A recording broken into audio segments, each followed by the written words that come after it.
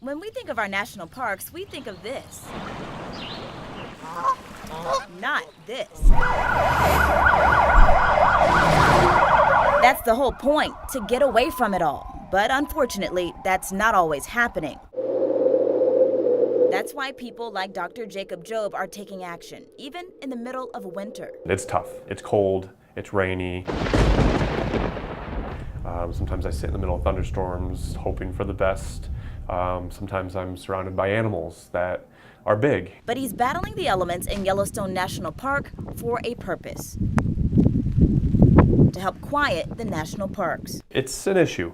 Over the last decade, visitation to the national parks has skyrocketed. Hundreds of millions of people visit national parks every year, and with people comes noise.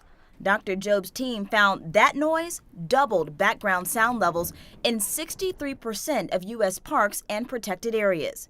That's why he and his team spend days in national parks across the country recording their natural sounds. I believe this is a 50-hour recording, which is kind of long. Back at the team's lab, Elena Graton is listening through recordings from Yellowstone Park. I'll probably go back to these spots and pull out those sounds. One of the highlights: wolves howling without any cars or people.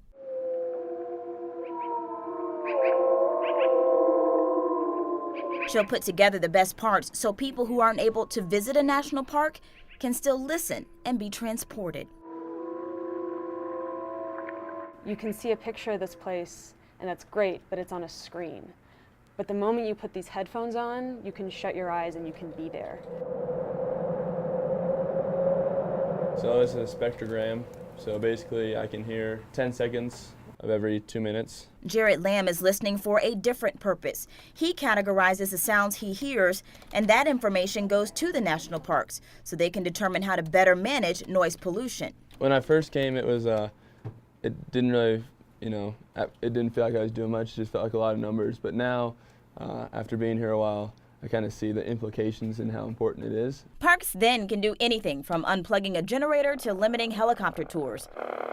But Dr. Jobe says it can be even more simple than that. Listen, I have this saying that I use. It's just the more you listen, the more you'll hear.